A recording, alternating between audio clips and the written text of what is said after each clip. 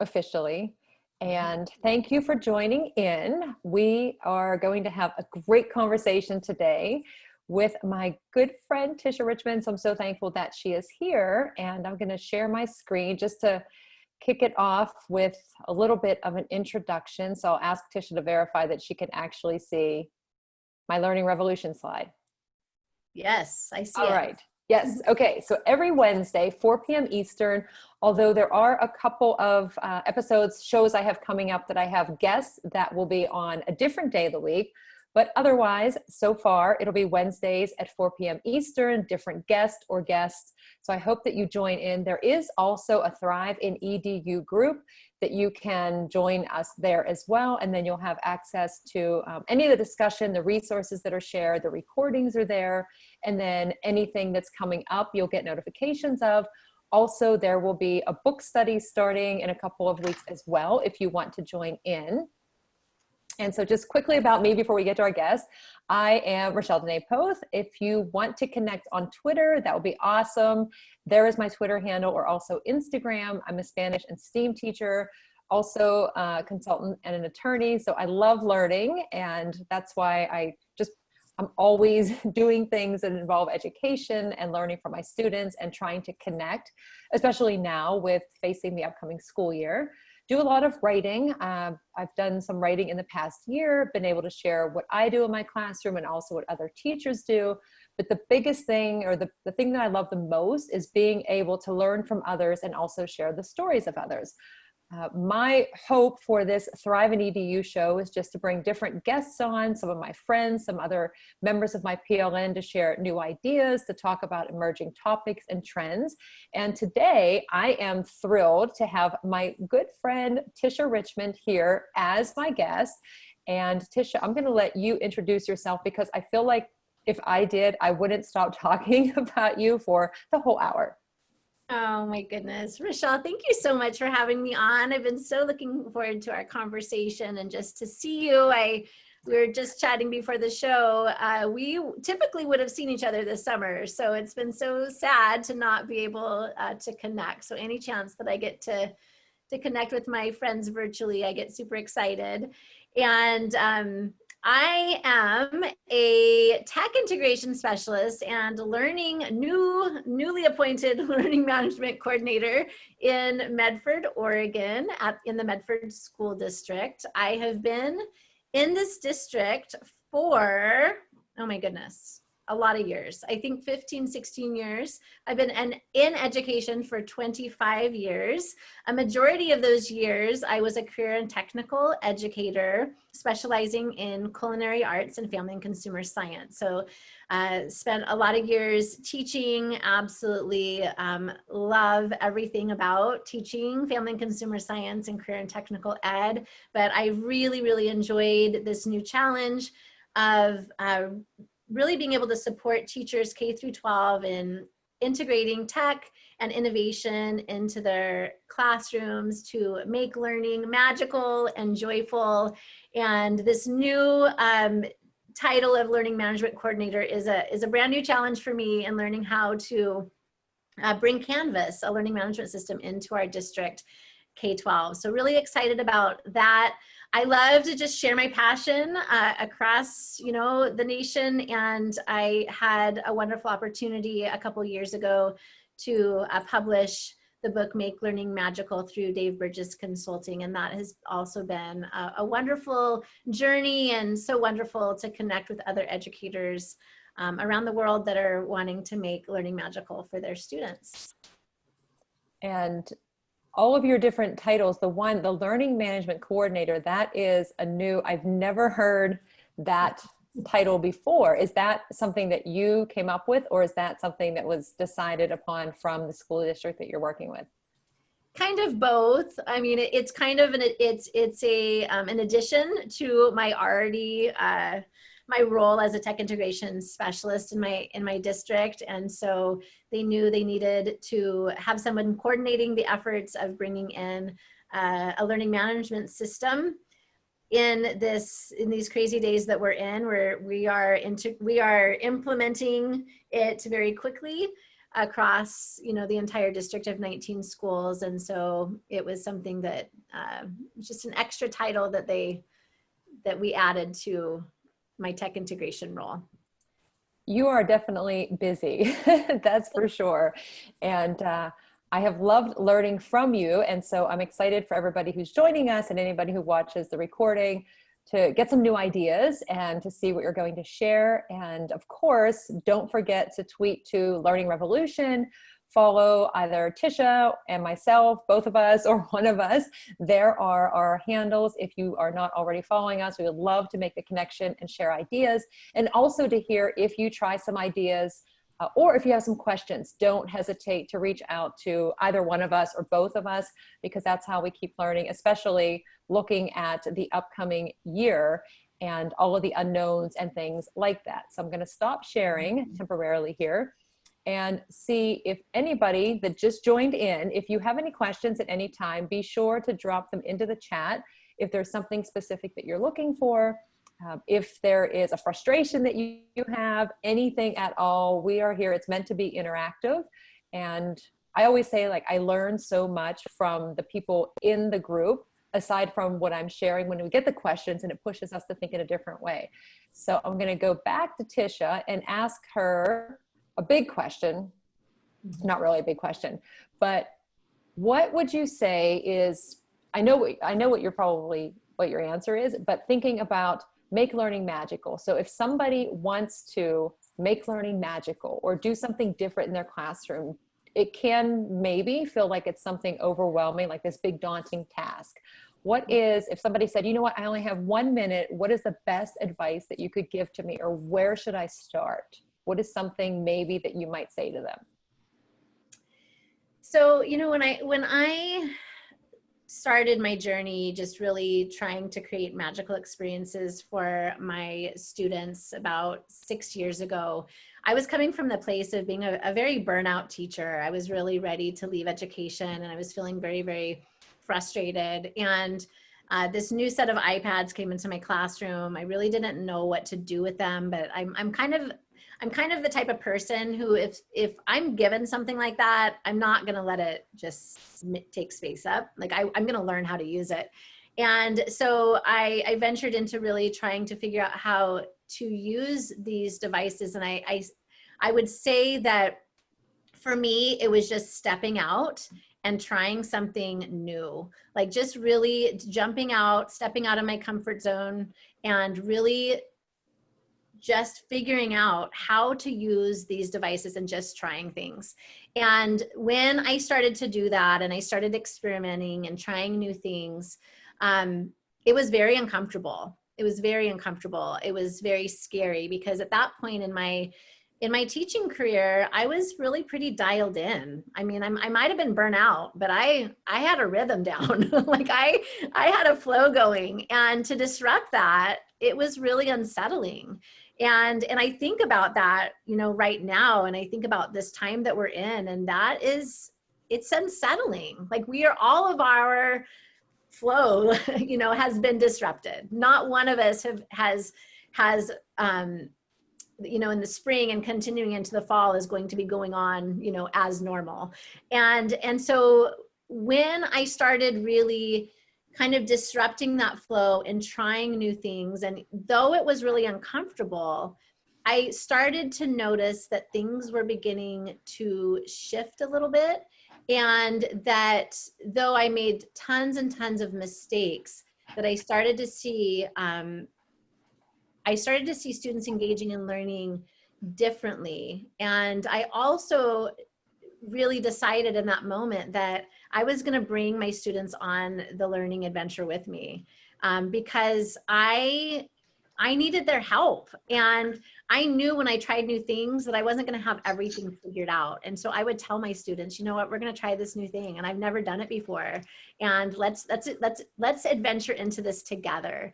And I really opened up to students' ideas and really listened to their feedback and asked them for their feedback and their reflections.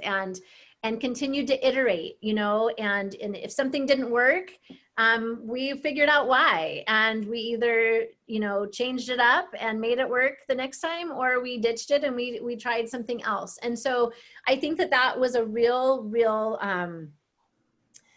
turning point for me, is really disrupting what my classroom looked like, and really stepping out and bringing new ideas in, and allowing my students to take part in that adventure with me. And in doing so, what I found is that it rekindled my joy for teaching and learning, and my classroom became a more joyful place, because joy is contagious. And when we can start tapping into that joy of teaching and learning, our students are going to catch the joy too, and they're going to experience learning to be joyful. Yeah, and listening to, well, the one word that sticks out for me is the disrupting, because, and I know for me, for a long time, I wasn't open to student ideas. I was kind of like, no, we have to do it this way, because I was thinking, this is what worked for me. Worked for me, it's going to work for you. And then I realized it wasn't working for them. And so then opening yourself up, and it can be uncomfortable, because you might feel like, okay, I'm the teacher, I'm supposed to be the one making the decisions, and I have to cover this specific topic or the curriculum or whatever it is. And there isn't any room for students to have choice, but there is. And sometimes it does take just taking that leap.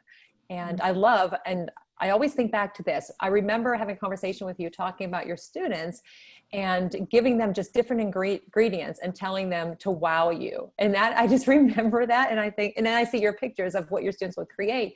And I always admired that, just giving them that freedom to kind of figure something out on their own, but to work together to build all of these skills, to have fun in the process. And I wish that I was a student in your classroom compared to when I had it in 9th grade. But for us, especially now, I think it is really important to take some of those risks, because I kind of feel like, what do we have to lose at this point? Because everything is kind of turning all around, and there are no definites. We're not entering the school year like we normally have. And so even at the end of the school year, last year, I was saying, this is the chance. If you have ever thought about trying something different, even in other years, at the end of the school year, where we see student engagement completely drop off because AP tests, what else? AP tests. And then I think end of the year, there's a lot of assessments, and there's school musicals and events. And my school would give final exams. And I thought, this is the time to try new ideas. So for teachers, I think definitely just going for it, but also, like you said, inviting the students to give the feedback and then have the conversation, because students are honest. And if you say, how'd that go? And they're like, yeah, that didn't really go that well. Well, why? Or what could we do differently? And so I really appreciate you saying that. And then my next question, which will tie into a little bit of what you've been doing, because it is awesome, your gamification of professional development. But for anybody who, and I totally misunderstood gamification, but for anybody that's looking at game-based learning versus gamification, are they the same or are they different?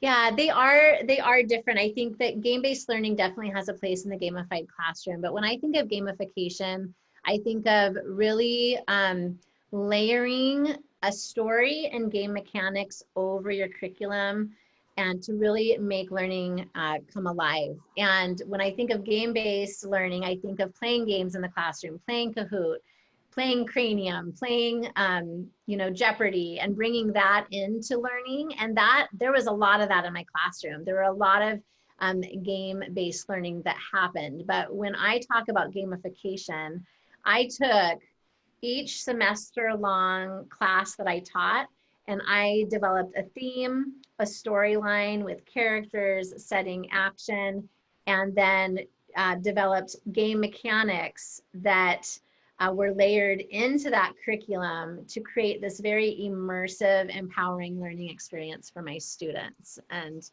so yes, game-based learning and gamification go together, but they're not the same thing. Yeah, totally, another thing that I can add to my list of things that I thought I knew and didn't actually know very well.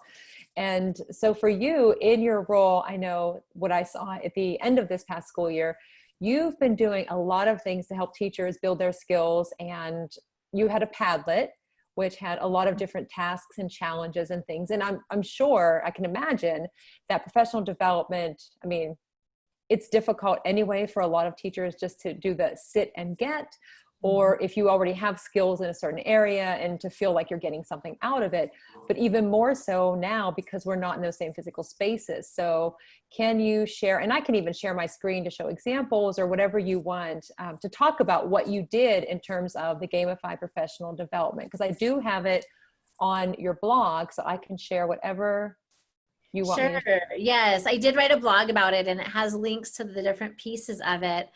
So yeah, if you wanted to share, I think in that blog there should be a link to the Padlet.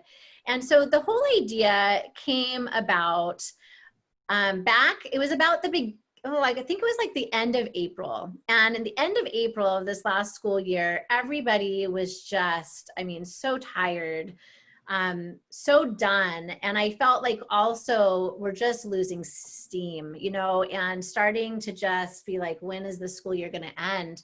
And so I thought of this idea to really add some excitement and some fun into the end of the school year where everybody was losing steam, and at the same time give an opportunity to give teachers credit for all of the learning that they'd already done, because everybody had learned a ton already out of necessity. I mean, we were totally revamping what learning looked like in a matter of days.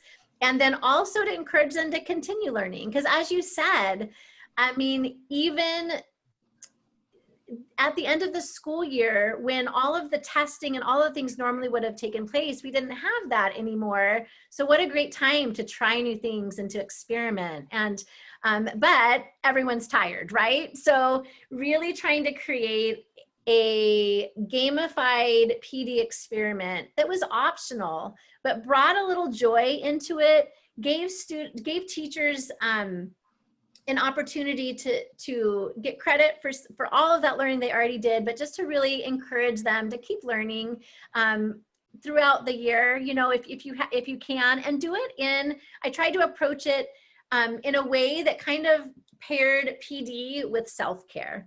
And so in this Padlet, I don't know if you can visualize what a Padlet board is. It's a way that you can curate a lot of information, and you can curate it in a number of different ways.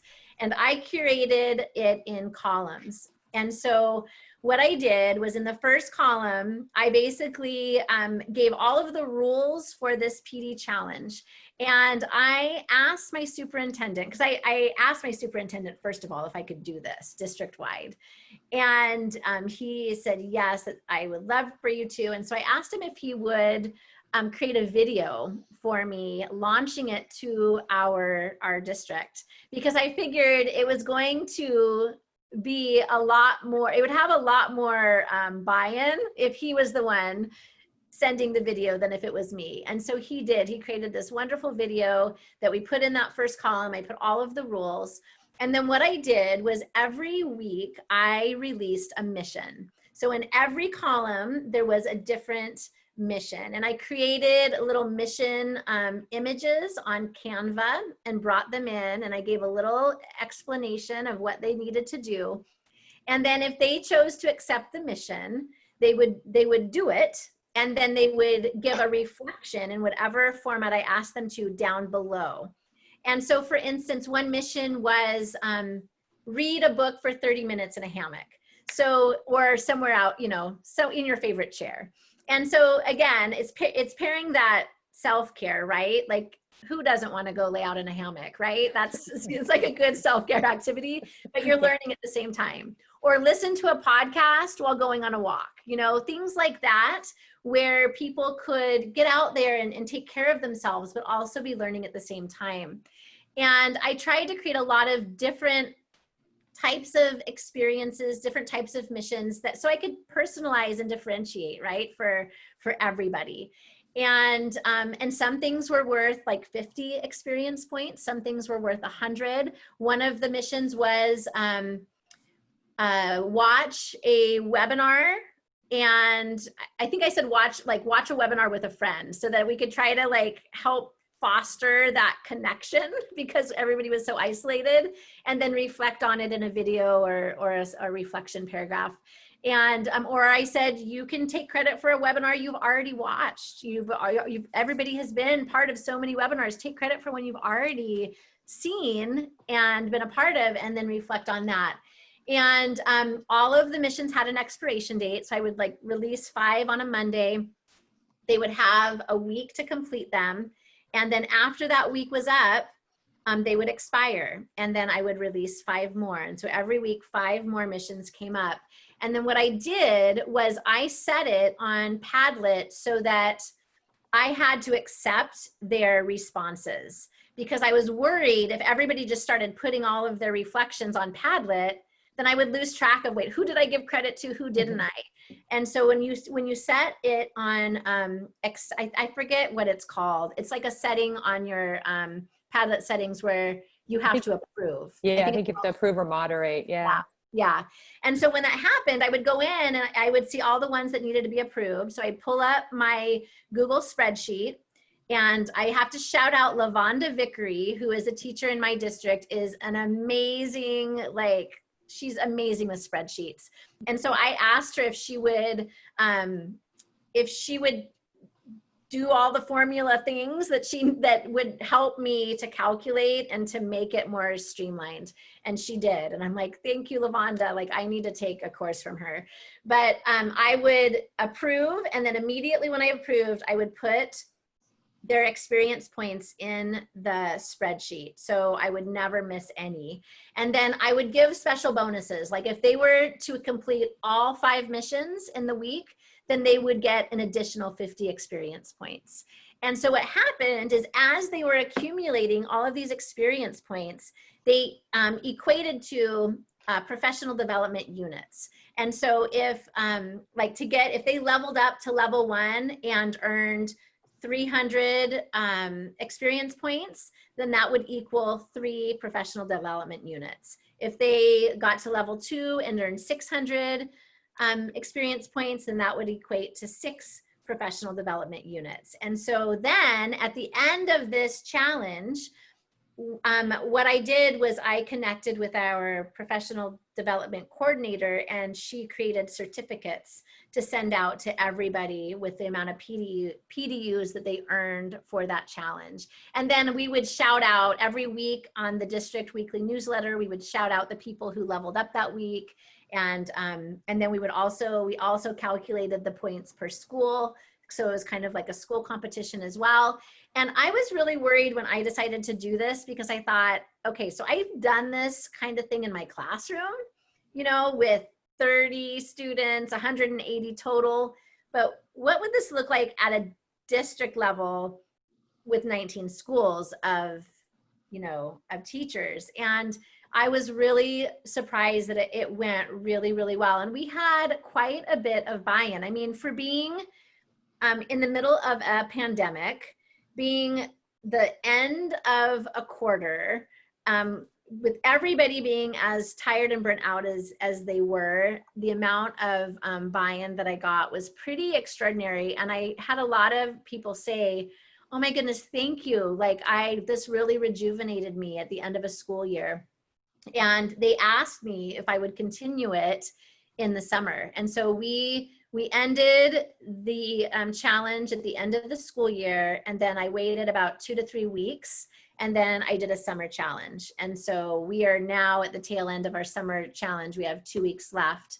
And it's been great. It's been a really, really fun way to just personalize and differentiate a professional development for staff, and just a fun way. And it's what's really fun about it too, is that when you scroll down through each of the missions in the Padlet, you get to learn from everybody. Like, you get to see all of the reflections of all of the learning, and you'll see people sharing books and podcasts, and you're like, oh, that's a podcast I haven't heard of, or this is a book that I've been meaning to read, but I haven't had a chance. And now now I want to, or things like different webinar series. Like I would share out different opportunities for online learning that were happening, and people would share out their learning from that, and to be able to reflect in different ways, like sketchnoting and book snaps. Like, so that was part of some of the missions, you know, of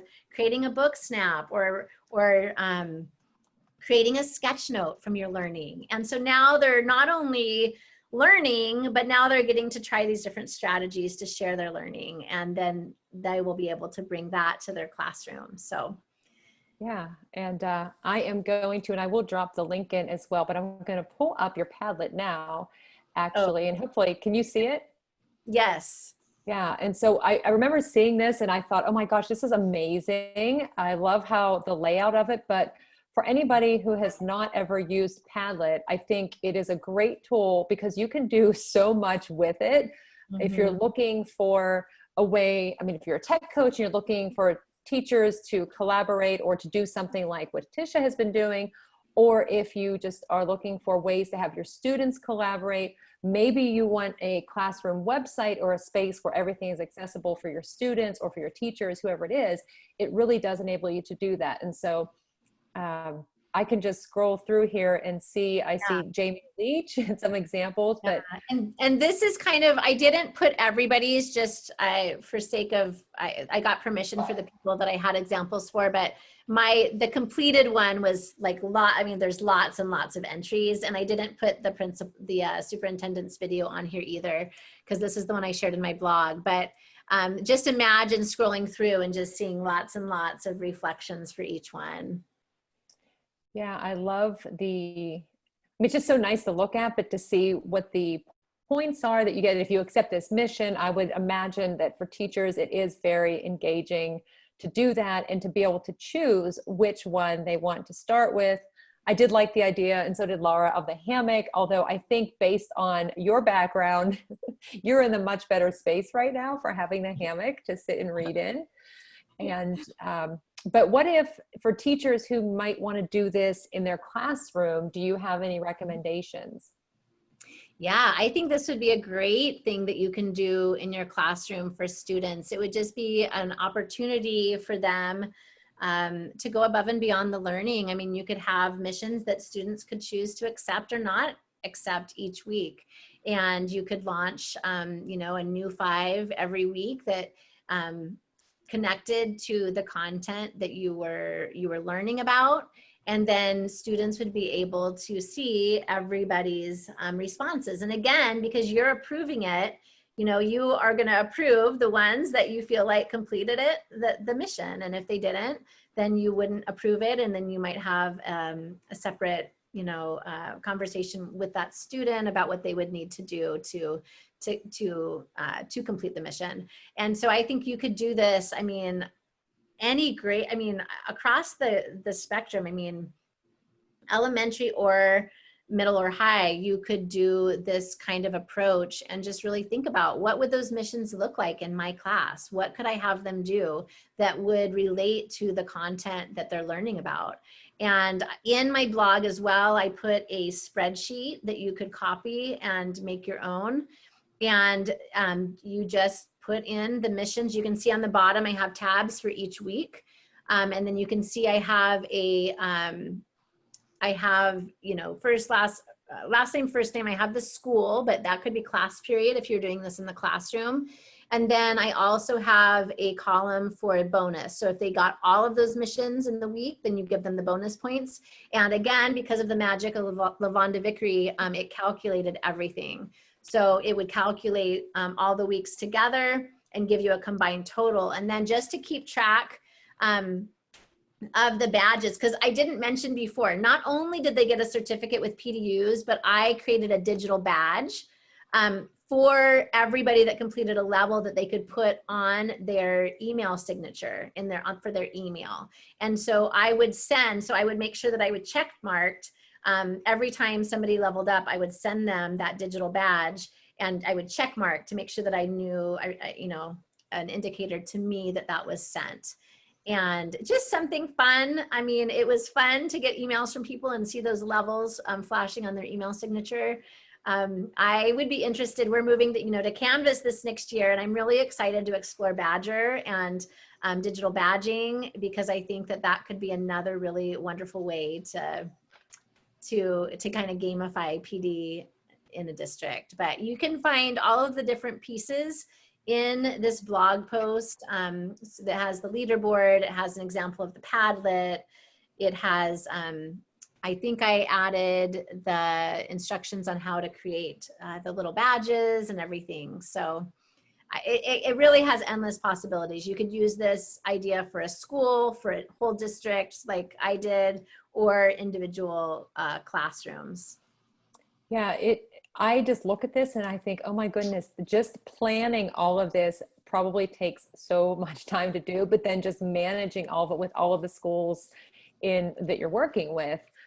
But of course, as a classroom teacher, it wouldn't be at such a large scale, but you don't have to do so much. I mean, you just have to try one thing or two things just to get started. I think that's where, with so many options out there, it can be overwhelming. And I can't even remember who said it now in the last couple of days, because there have been so many different learning events going on and conferences and summits, but somebody was talking about, it actually might've been Matt Miller, was saying about the word overwhelm, and how many conversations I know I've had and how many times I've said, I feel overwhelmed.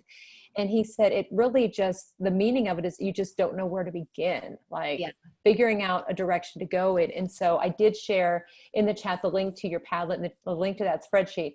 I don't think I will ever make a spreadsheet, but that one does look pretty awesome. So for anybody that is looking to get started with this, and your blog, and then the badges, Laura did say that she loves those badges.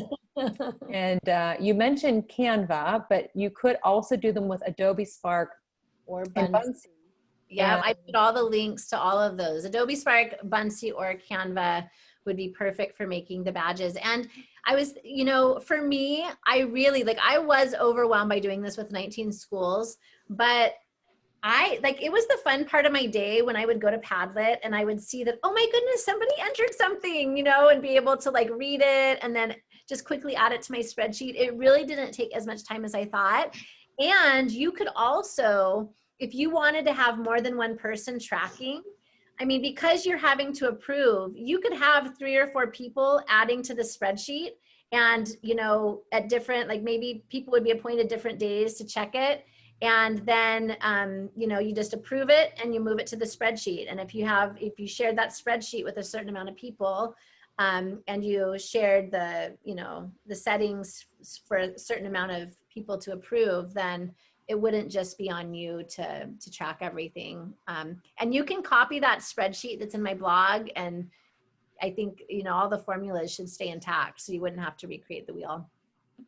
Okay, so now I'm going to ask you about some of the amazing gamified experiences that you were using with your students. And you had some ideas. I remember seeing you present at, oh my goodness, I just blanked out on it. We were in Florida, and I can't think of it right now, but you did the presentation and you were showing the video, and you had things like the Amazing Race, and just so much went into it. But also with your culinary students, some of the things that you did, you had the trailer and you really challenged them. And I'll actually drop it down. It wasn't FETC. It was the one when we were in Miami, and I blanked out on the name. Oh, Miami, or, oh gosh, now I did too. It used to be Miami Device, that one? Yes. Yes. It'll come to me.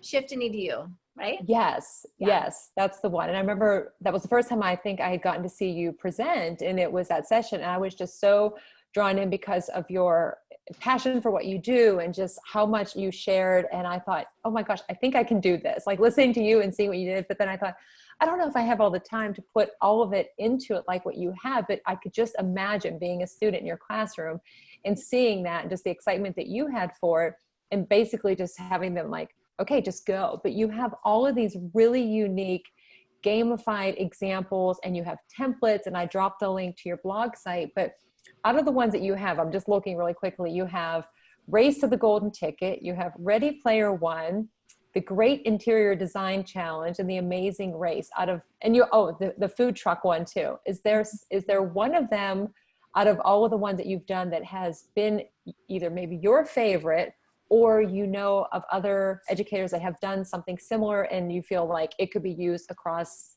all content areas? Yeah, so in my class, the three different game plans that I used was Master Chef and Amazing Race and the Great Food Truck Race, and they were all semester long. And so I will share the Master Chef framework because it's probably the most adaptable to any content area, because you could interchange Master Chef with Master anything, right? Like it's just the theme. And so again, when I talk about gamification, I'm talking about creating a storyline and then bringing in game mechanics. And I always have to shout out my friend Michael Matera, because he really was the inspiration for me getting started with gamification. And when he hugely inspired me in my journey. So in this Master Chef theme, my classroom became the Master Chef kitchen. And my students became contestants, and I would bring in an authentic audience of judges in my classroom at different times. And then I brought in lots of different types of action. And so basically every unit that we were in my class, students were on a quest to become Master Chef. And so they could earn experience points in a variety of ways. They could earn it through their daily labs, and they would present as a team. I would evaluate them. We would have an authentic dialogue and conversation about their food. And then I would basically give teams a score for the day, and then the highest scoring teams would get an actual physical badge. I gave bakery missions and culinary missions, and so I would share them out kind of much like the Padlet, but I would share them out on Google Classroom because that was what we were using at the time. And the mission would be released on Monday, and they might have a week to complete it. And it was a way for them to demonstrate their learning above and beyond what we were doing in class. They didn't have to do it, it was optional. But if they chose to do it and they completed it, then they would get a certain amount of experience points and, again, a badge. And I created other opportunities for badges as well. Could be different gamified experiences in our classroom, like game-based learning through GimKit, Kahoot, Quizlet Live. Maybe the top 5 students or the top team would get badges. And as they were earning these badges, they would try to get to that Master Chef status, which was 4,000 experience points. And if they were able to get to 4,000 experience points by the end of the unit, in my class, they already demonstrated that they had earned a mastery for the targets for that unit. They had already demonstrated that they achieved mastery. So they basically were exempt from the test because they demonstrated their learning in other ways at that level. You wouldn't have to have that Master Chef level be that. I mean, it could be that you maybe had unlocked a new choice in your classroom, and for the next unit they were going to have an additional choice. It could be anything that you wanted it to be. You set what that looks like, what that achievement looks like for you in your class. But then I also had other levels. So if they didn't get to Master Chef, but maybe they got to 2,000 experience points, then they would get for that summative test, they might be able to use their notes for that test. If they got to 1,000 XP, they might be able to use just like a 3x5 card. So I basically had incentives at each level that would encourage students to earn those XP. The experience points did not equate to a grade. The only way that it was connected to a grade was that if they got to that Master Chef status, they had demonstrated their learning in a way that they had already reached mastery. And we were standards-based grading in my classroom. I also had other opportunities for them to add action to my game they could earn chance cards. My chance cards were related to things that they wanted. So for instance, they might get, if they had a chance card, and they could earn it by showing employability skills. They could earn them in a variety of ways, but usually it had to do with those employability skills that I was wanting to teach in my career and technical class. And so if they wanted to have like a free mix-in ingredient, and maybe we were making pizza and they were all going to get cheese and pepperoni, but if they had a free mix-in card, they could add an extra ingredient.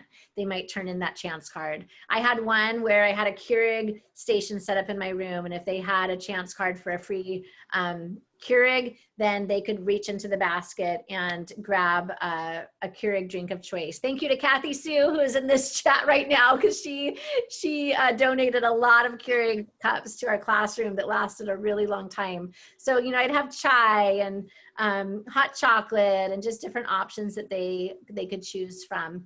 And you could, again, like, it doesn't have to be that. It could be whatever makes sense for your classroom. You know what your kids are always begging you for. Those are things that you could use for chance cards for students to earn.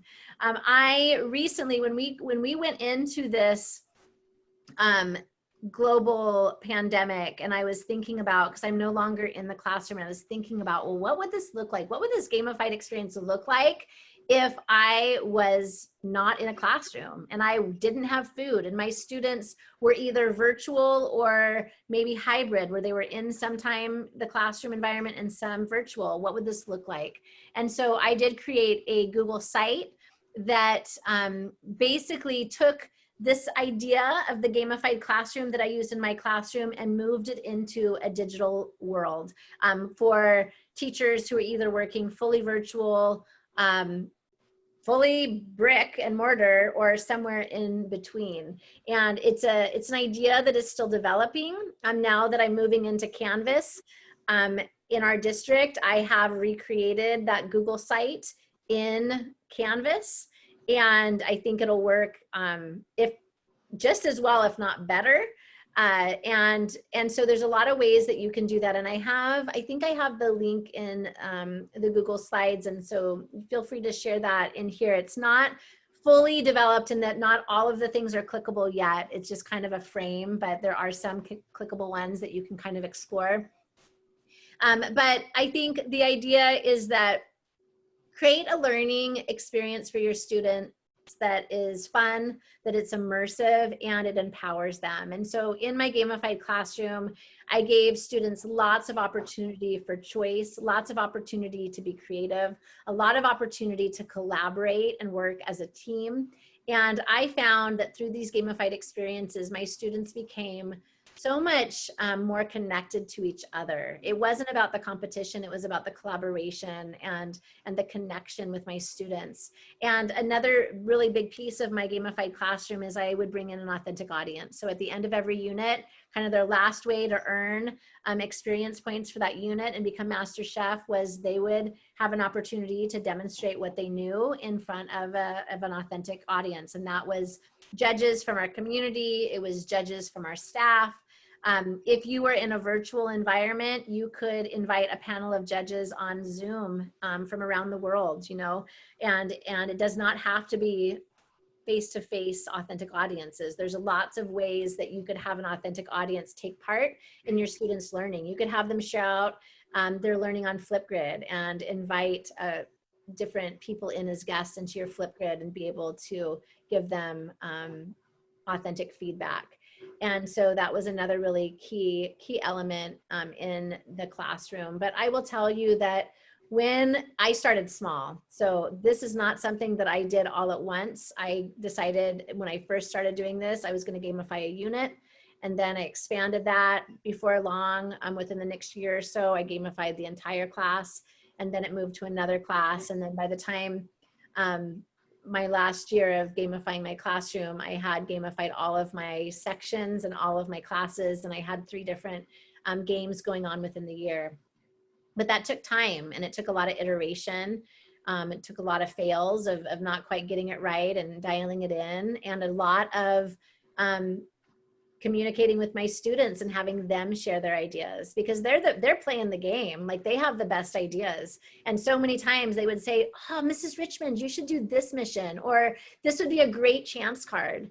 And I mean, so many times I'm like, oh my gosh, that's brilliant. Of course I'm going to use that idea. Thank you. And I would even have a jar in the back of my classroom for them to put their ideas. And if they had a great idea, then I told them I would look at it. Not all of them were winners, but there were quite a few that I'm like, oh my goodness, that was great. You could do the same thing with a Google form. If you are in a virtual environment and you want to get feedback from your students and get ideas, have a link to a Google form. And when they have an idea, they can share it with you. And they're so excited. They're so excited when you actually take one of their ideas and use it. It empowers them. You made me laugh when you said not all of the ideas are winners. I mean, and that goes true. That's true for us too, right? Because there are so many times that I tried to do, like in my mind, it was this perfect thing, and then I put it into action. And sometimes I've even stopped myself. Like, for example, if I had papers or some activity on paper and I start to pass it out, there have been times where I stop and I say, "Give me those papers back." And they're, why? I said, it's not going to work. And they wouldn't even try. Go, trust me, I just figured it out. It's not going to work. Or sometimes I've taken that step and we've started an activity and then they're confused and then I'm confused to what was I even thinking with this? And I say, well, if you have a better idea, then come up with it. And they do. And it's kind of fun to see how interesting their ideas can be. But even just giving them materials sometimes, like papers and whatever you have in your classroom. When I do, for example, like station rotations, one station sometimes, if I have a larger class, I might have 5 or 6 stations and I might run out of an idea. So I will just go and I'll just grab random stuff and put it on the desk. And when they get there, what are we supposed to do? I said, well, you got to figure it out. Like, how can you practice whatever it is? And I don't think any of them have actually caught on that I just ran out of ideas and that's just kind of my way out. But there was one time, although it's still, I'm debating if they actually pulled one over on me because they said they came up with this game and they were playing it. And I kept looking at it like, are you actually doing anything? Oh, yeah. We got this game figured out. And I observed for a while, close and then at a distance, and I never really could figure it out. But I still don't know, were they actually playing a game or were they just kind of pretending they were playing a game and not doing anything, but just thinking they were fooling me, which they kind of did, but I don't know. But it is fun for that. And going back, one other thing you said too about chance cards. I remembered, and I had totally forgot about this, but not long after we were together last year in Nashville, I remember that you wrote a blog about making cards and playing cards, like game cards, playing cards and badges using Buncee. And so there's lots of different tools out there, but with Buncee, I know even yesterday I was creating something and it does have the option for that size, which is kind of nice. Yes, Buncee's great for creating cards. For me, I love creation. I love creating things. I love looking in my game closet and looking at games or playing games with my kids or my niece and like thinking about, okay, how could I recreate this game for the classroom? How could I use this for learning? And then recreating, iterating on that concept and being able to create my own playing cards and my own ideas. And it's amazing the things when you really start thinking about when you really think about games and you really start thinking about how you could bring those into learning, it's amazing what you really can come up with. And I've become so much more observant when I go down the game aisle, at Target or Walmart or wherever it is. We don't have Toys R Us anymore. It's amazing. I just have so much fun. And so many times, like I'll look at the clearance games. When Toys R Us was going out of business in our area, I found a game, it was called Topple, and it was deeply discounted, like I think 80% off or something. And they had just enough of them that I could get one for each group in my classroom. And so I think they were like $3 or something. And I had no idea what the game was or, if it would be fun, but I'm like, I'm going to find a way to use this for learning. And I actually had my students, I brought them out one day and I had my students find a way to teach the concepts that we were learning about with the game. And they all came up with these great, great ideas, some better than others, but it was really fun to see their wheels turning and think about like, oh, how could I use this? How could we use this to teach, these terms? Or these concepts in the class. And so, and it's fun for us as educators when we can really start tapping into that creativity and really let our imaginations think about all of the different ways that we can create joyful and magical learning experiences in our classroom. It reinvigorates us, and it really did for me. I mean, I went from that burnout teacher who was ready to leave to being a teacher that was full of joy for teaching and learning, and that's really my heart, and that's what that's my secret title as Joy Specialist. Is I want to create learning environments for students that are full of joy. And I want teachers to feel joyful about teaching, because we all know it's hard. I mean, it's never been as hard as it is right now. So. No, and I will say that it is always so good talking with you, because it's contagious. Like, you can just tell how passionate you are about what you do. And when I was looking at your blog, your most recent blog that you shared, I'm going to actually pull this up on the screen because I want to share it with everybody. And I read this and I was like, oh my gosh, this is so true, what you wrote for my why.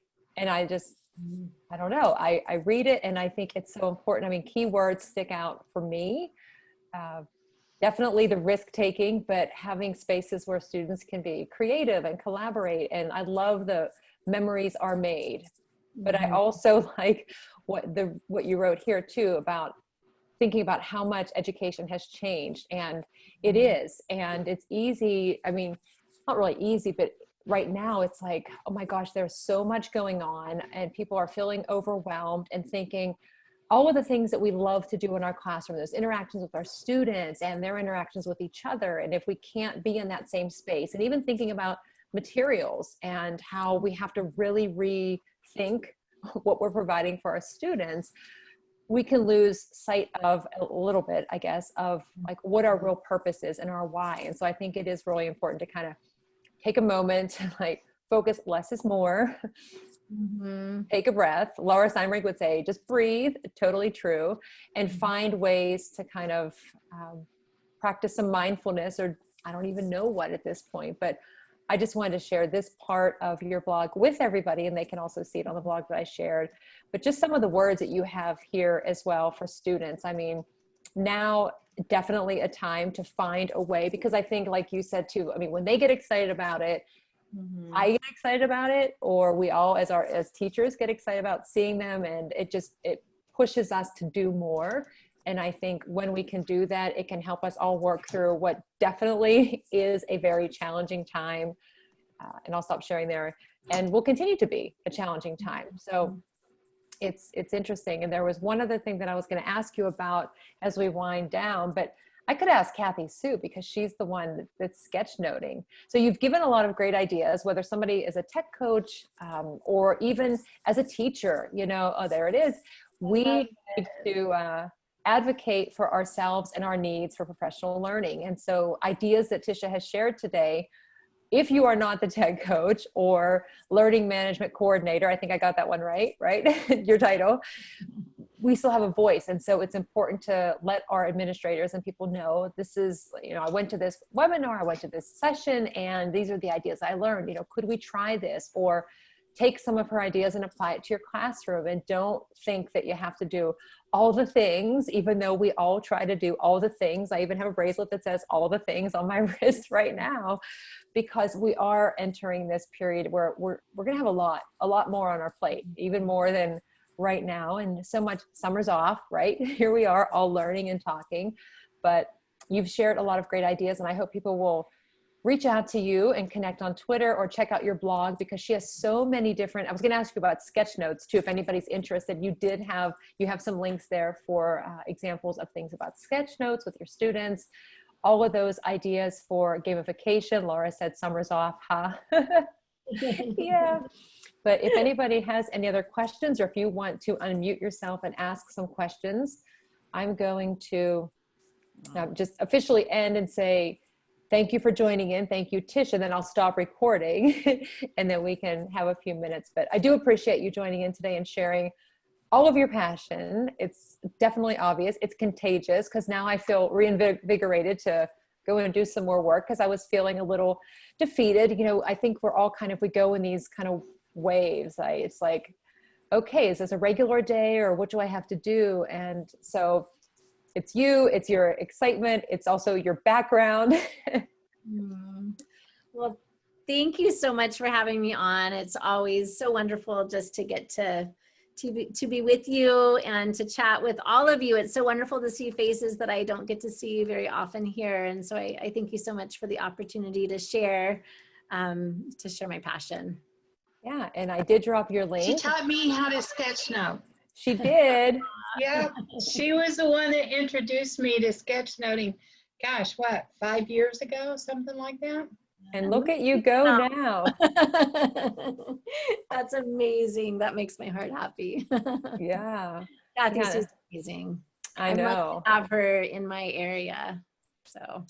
Yes, you are. She's lucky to have you in her area as well. And thanks to everybody who has joined in. And next week, before we end, next week I will have a good friend of mine from right here in the Pittsburgh area, and we are going to talk about a lot of things. I can tell you that just on the surface, some of the things he's involved in deal with things ranging from STEAM and STEM, coding, artificial intelligence, esports, and many other things, also building relationships. So we're going to be, I guess, talking basically about back to school innovative tips. And so Justin will be joining me next week, and I have some other guests coming up over the next couple of weeks. I have Lavonna Roth will be on, Sheldon Akins will be on.